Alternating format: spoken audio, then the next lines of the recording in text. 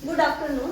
हमने शुरू किया था मुगल काल या मुगल साम्राज्य, जिसमें हमने दो शासकों के बारे में पढ़ लिया था। एक था बाबर और एक था हुमायूं। अब देखो, जब हुमायूं का टाइम पीरियड चल रहा था तो बीच में एक और वंश आया था जिसका नाम है सूरी वंश, और आज हम इसी वंश के बारे में पढ़ेंगे। ठीक है।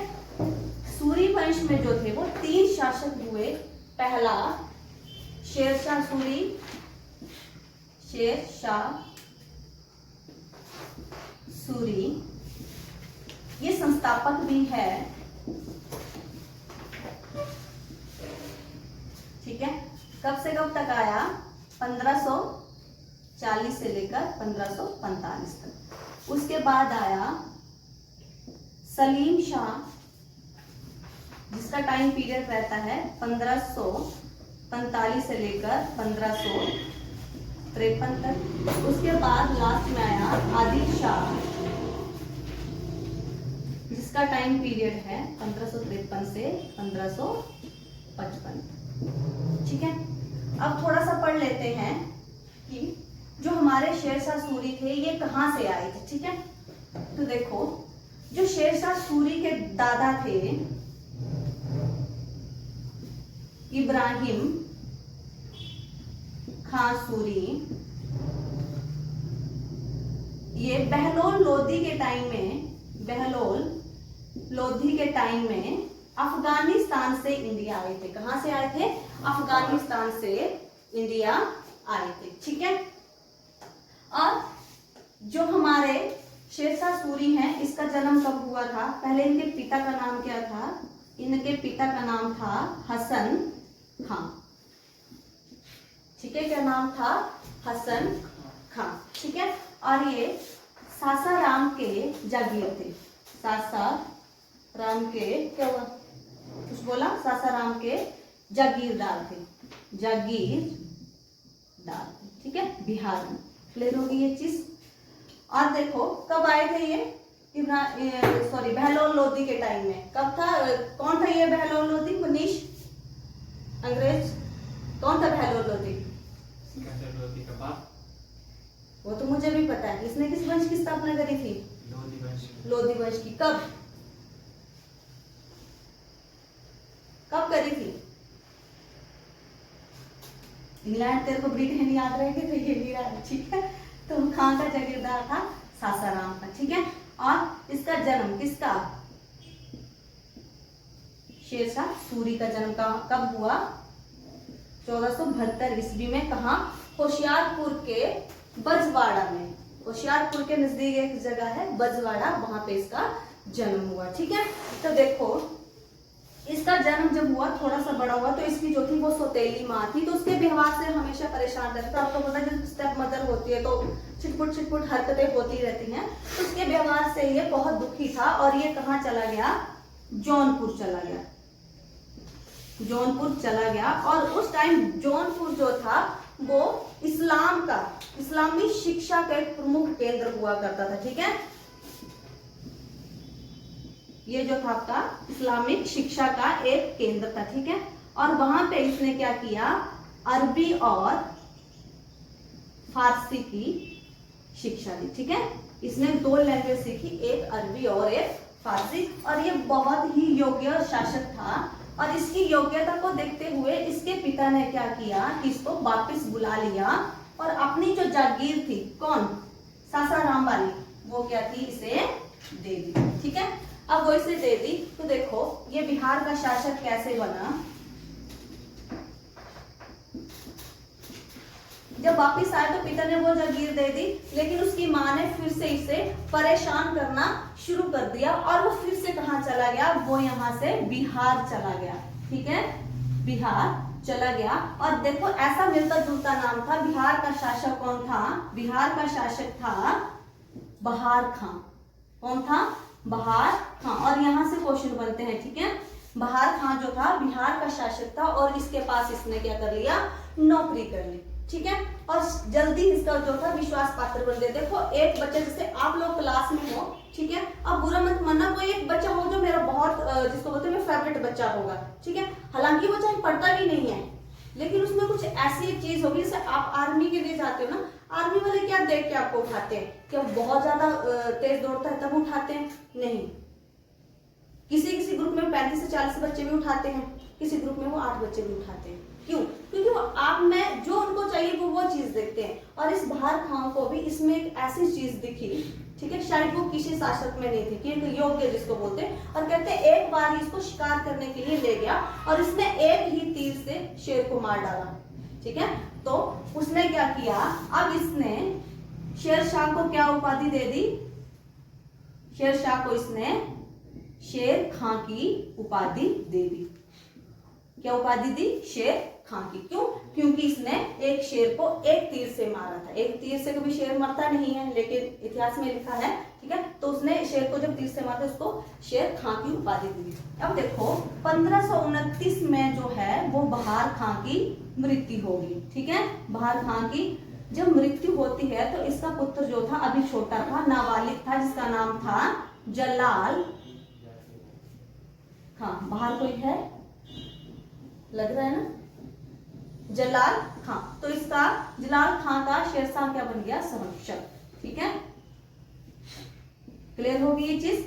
और योग्य तो वो शुरू से ही था, उसने अपनी शक्तियों को इकट्ठा करना शुरू किया, वो मजबूत होना शुरू, शक्तिशाली होना शुरू कर दिया।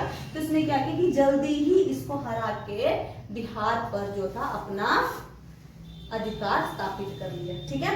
कैसे बना? देखो ये अपने वहां से कहा चला गया? बिहार, और बहार खां के यहाँ नौकरी कर ली, फिर उसका विश्वास पात्र बन गया, ठीक है। फिर इसकी मृत्यु के बाद इस बच्चे का जो है बोलते संरक्षक बन गया। फिर इसको संरक्षक बनने के बाद इसने धीरे धीरे शक्ति बटोरना शुरू कर दी और खुद ही बिहार का शासक जो था वो बन गया, ठीक है। आगे बात करते हैं हम, ये भारत का शासक कैसे बना।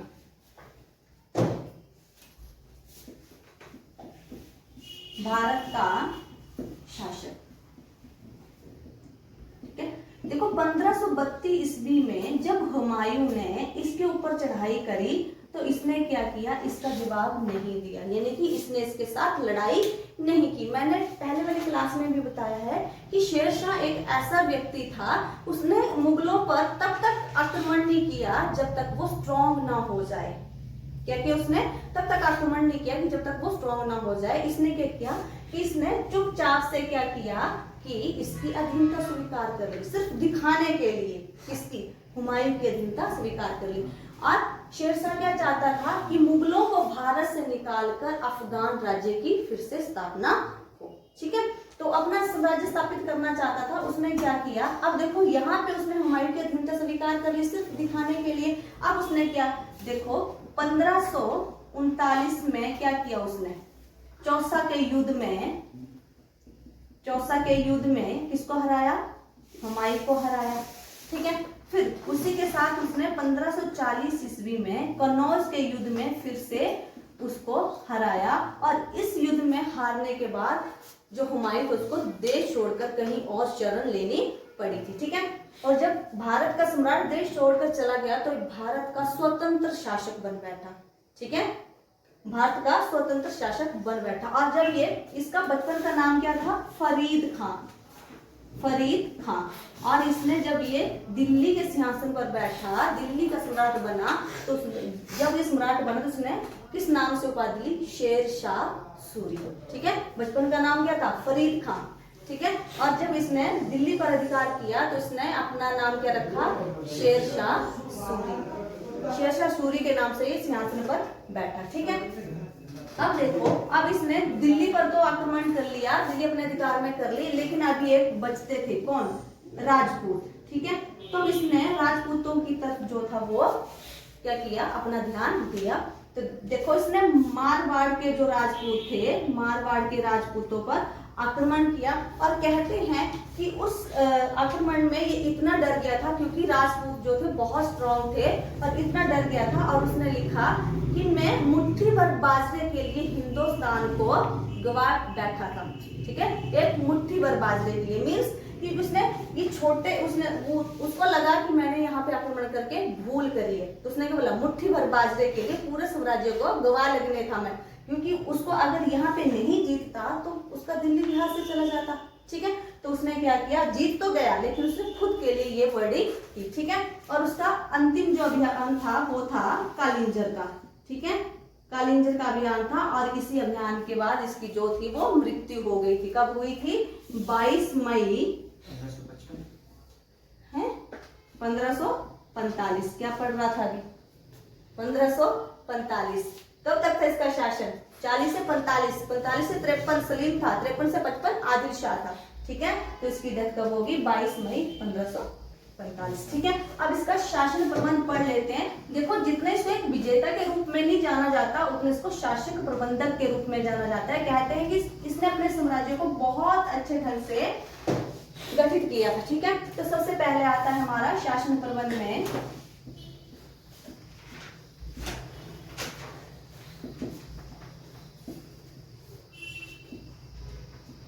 केंद्रीय शासन, ठीक है।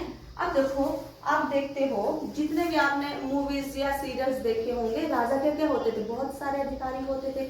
और जो केंद्र होता था, मान लो एक राजधानी टाइप केंद्र जहाँ पे राजा रहता था, वहां पे बहुत सारे अधिकारी होते थे देख रेख में।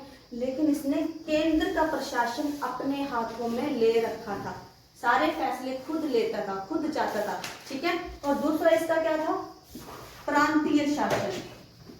अब प्रांतीय शासन जो था वो बहुत स्ट्रॉन्ग था। इसका जो साम्राज्य था, जो राज्य था, उसको इसने 47 सरकार, जो इसने भाग बनाए थे उसको सरकार या प्रांत कहा जाता था, ठीक है। उसने अपने साम्राज्य के 47 भाग कर दिए और उसको क्या नाम दिया, सरकार या प्रांत, ठीक है। और एक प्रांत पे 2 अधिकारी रखे। जो मुख्य अधिकारी था, प्रांत का जो मुख्य अधिकारी था, उसे क्या बोला गया, शिकदार, ठीक है। क्या बोला गया, शिकदार। ये क्या था, करता था कि जो भाग इसको मिले उसमें शांति व्यवस्था और न्याय दिलाना, ठीक है। और दूसरा जो था हमारा, जो दूसरा अधिकारी था उसका नाम था मुंसिफ। मुंसिफ इसका काम क्या था, जो हमारे दीवानी और फौजदारी मामले होते हैं, फौजदारी मामले जो होते हैं उनका निपटारा करना था, ठीक है। तो देखो कितने अच्छे से इसने प्लान किया था। जो मेन अधिकारी था वो देखता था कि क्या चीज चाहिए, शांति व्यवस्था बनाए रखना भाग में। और दूसरा जो था, वहां कोई लड़ाई झगड़े इस तरह की चीजें होती हैं तो उनका निपटारा जो था वो करता था। क्लियर होगी ये चीज। अब इसका जो थर्ड वाला पार्ट था इसके शासन का, वो क्या था, कृषि संबंधी सुधार, कृषि सुधार।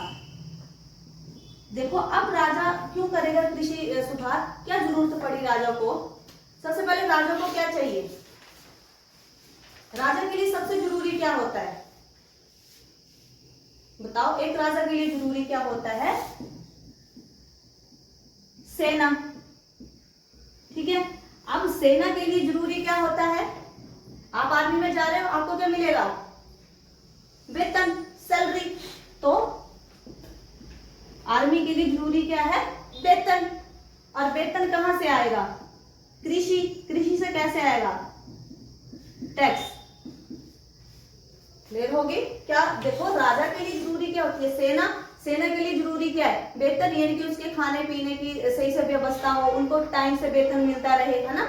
और वो कहां से आता था, कृषि से। आजकल की तरह तो नहीं थे ना कि गवर्नमेंट जॉब है, गवर्नमेंट जॉब करनी है ना, वैसा कुछ नहीं था। जो भी था कृषि के ऊपर था सब कुछ।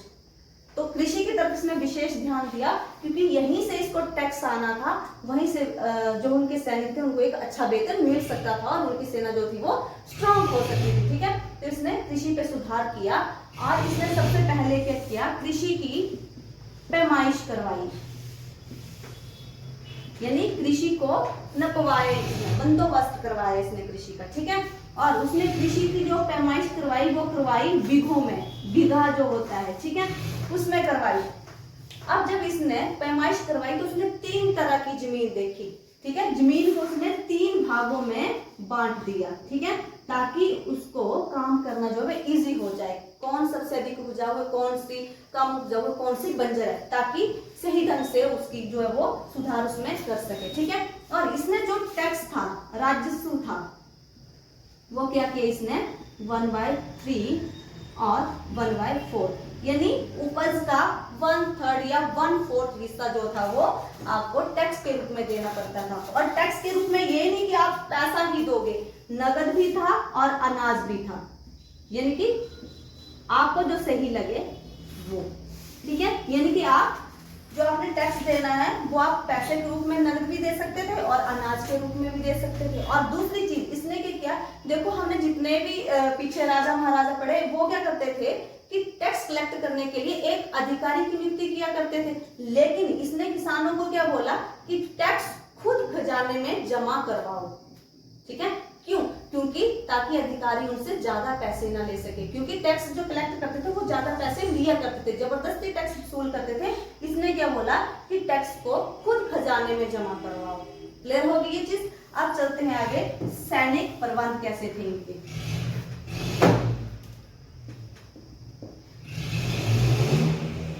सैनिक प्रबंध, ठीक है। अब जो सेना होती थी वो होती थी जागीरदारों के पास। ठीक है, पहला जो सुल्तान था कौन था? अलाउद्दीन खिलजी, उसने अपनी सेना रखी थी। और दूसरा ये, इसने क्या किया कि अपनी पर्सनल सेना। अब देखो जागीरदारों के पास जब सेना होती है, मान लो कि आप राजा हो, ठीक है, और किसी जागीरदार के पास सेना है और एकदम से किसी ने आप पे आक्रमण कर दिया, तो आप जागीरदारों के पास सेना के लिए जाओगे। ठीक है, तो कई बार क्या होता था कि जागीरदार खुद पहले ही बिक चुके होते थे, क्योंकि राजा की खुद की पर्सनल सेना तो होती नहीं थी, तो जागीरदारों की सेना जो होती थी वो पहले मिल चुकी थी, और वो सेना जागीरदारों के प्रति वफादार होती थी, इनके प्रति वफादार नहीं होती थी। हो सकता है वो युद्ध के मैदान में ही धोखा दे जाए, या फिर हमारे साथ होते हुए भी वो हमारे साथ ना हो।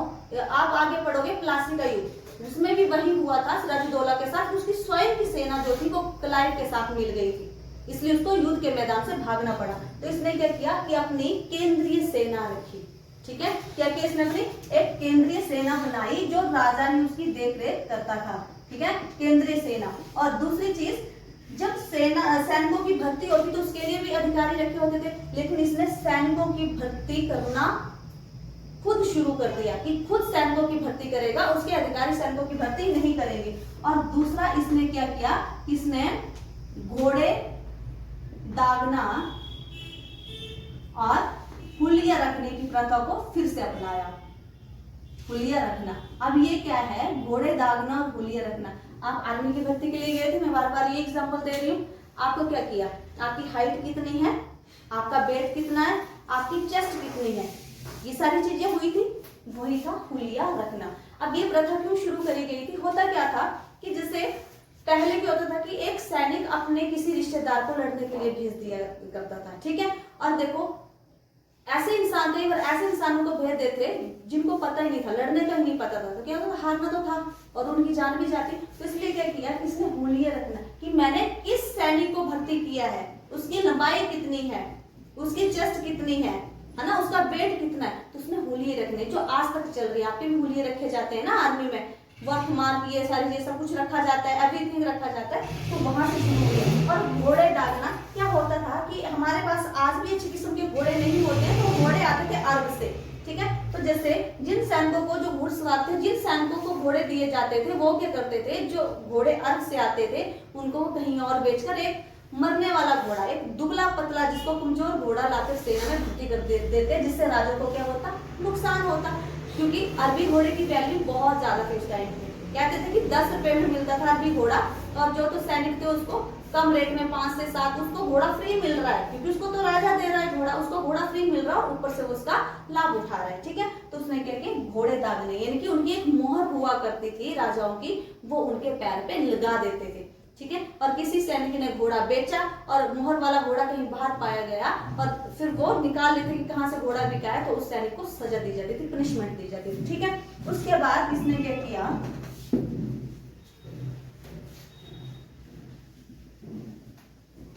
गुप्तचर रखने शुरू किए।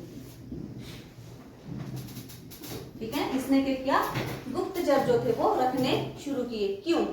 आज भी रखे जाते हैं, इंडिया में होता है ना, हमारा भी CID है ना, इंटेलिजेंस ब्यूरो, इस तरह की संस्थाएं जो है वो क्यों, क्योंकि कोई राजा के खिलाफ जो युद्ध की घोषणा कर दे, राजा के विरुद्ध ना हो जाए, तो इसने गुप्तचर रखने शुरू किए ताकि जो स्ट्रॉन्ग सरदार थे, जगीरदार थे, नवाब थे, उन पे कड़ी नजर रख सके। ठीक है, और इसके टाइम में जो था सजा का जो प्रबंध था वो बहुत ही स्ट्रॉन्ग था।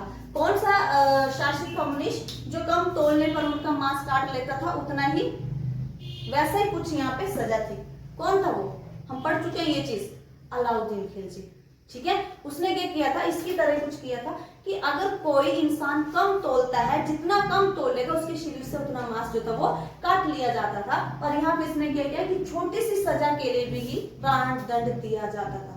ठीक है, यानी कि मृत्यु दंड दिया जाता था। वो सुनने के लिए तो बहुत बुरा लगता है कि छोटी सी भूल के लिए मृत्यु दंड, लेकिन क्या हुआ उससे, उससे राजा को क्या फायदा हुआ, कोई विद्रोह ही नहीं करता, कोई गलत काम ही नहीं करता, इसलिए इसका जो कार्यकाल था वो बहुत अच्छा था। ठीक है, और इन सब चीजों के कारण कई इतिहासकारों ने इसे क्या कहा है, राष्ट्र निर्माता। क्यों, क्योंकि इसने बहुत सही से सारे काम किए थे। ठीक है, आज हम रोड देखते हैं, GT road, grand trunk road, वो इसी की ही देन है। ठीक है, उसके बाद डाक व्यवस्था पे इसने काम किया। ठीक है, उसके बाद इसने क्या किया कि भवन निर्माण किए, भवन निर्माण। इसका खुद का कहाँ है, एक सासाराम में इसका अपना मकबरा है। सासाराम कहाँ है, बिहार में। ठीक है, उसके बाद इसने दिल्ली में यमुना नदी के किनारे एक किला बनाया जिसको आज क्या बोलते हैं, पुराना किला। ठीक है, और फिर इसने पंजाब में झेलम नदी के किनारे एक दुर्ग बनाया, रोहतासगढ़। ठीक है, तो कुल मिला के इसका जो टाइम पीरियड था वो बहुत अच्छा था, क्योंकि छोटी सी सजा के लिए भी मृत्यु दंड दिया जाता था, इसलिए लोगों को डर था, वो कोई क्राइम ही नहीं करते थे, झगड़े ही नहीं होते थे। इसने सड़क पे काम किए, इसने भवन बनाए, गुप्तचर रखे, शासन प्रबंध बहुत अच्छा था इसका। यानी कि ओवरऑल आप देखें तो इसका टाइम पीरियड जो था वो बहुत ही अच्छा था। ठीक है, आज के लेक्चर में हम इतना ही पढ़ेंगे। धन्यवाद।